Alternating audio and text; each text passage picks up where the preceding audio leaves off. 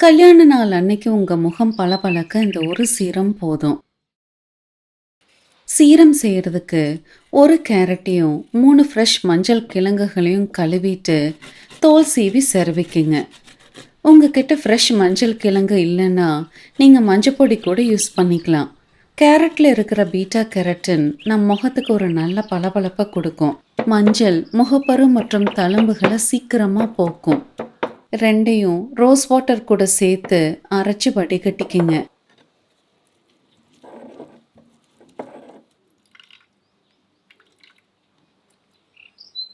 கூட 1/4 teaspoon glycerin சேர்த்துக்குங்க.